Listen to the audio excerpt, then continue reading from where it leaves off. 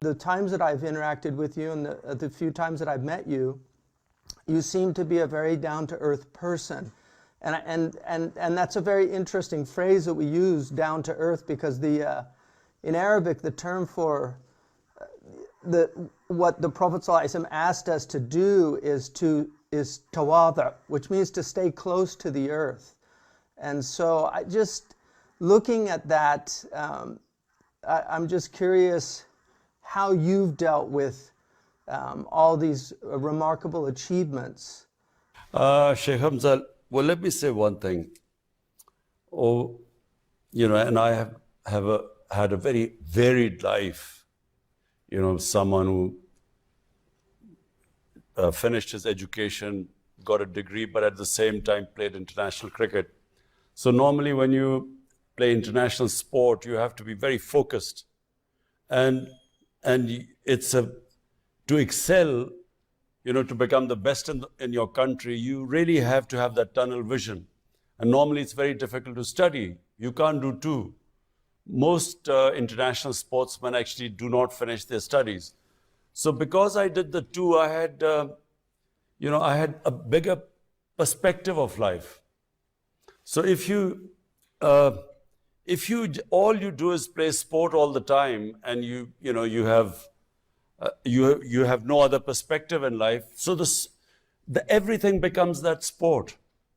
And so when you excel in it, you think you've conquered the world, and there's always a chance that you will have arrogance in you because you're so much better than the other players. So it's a very natural thing when you excel as a sportsman and you reach the top.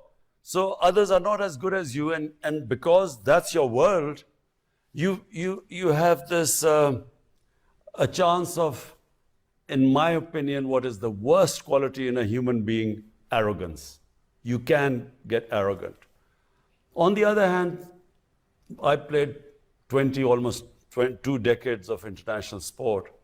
So in that period, you have lots of ups and downs. That also tells you a lot. When you fall, it leads to a lot of soul searching. So when you go into the cycle of up and down, when you reach the top and then you have setbacks, and over 20 years, I had lots of setbacks. I had a lot of successes, but a lot of setbacks. So during the low period in your life, it teaches you a lot. So you do not eventually lose when you go up, your feet stay on the ground, because you know that, you're not always going to stay up there. So that's one. But really it is, later in my life, just at the end of my sporting career, when I was blessed with Almighty's greatest gift, and that's faith. I never understand this concept of people forcing someone into your religion or faith, because for me, faith is a gift of God. Not everyone has this iman of faith. So once you have that, then you have a completely different perspective on life, because you believe that success, respect are in the hands of God. This is, clearly stated in the Quran. So once you know that, when you have successes, you then attribute it to God.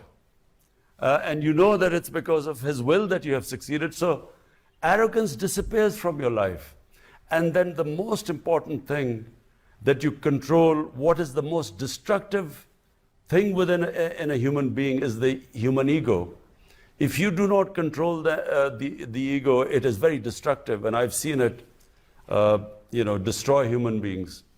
So faith, actually, true faith, iman, firmly makes you control your ego.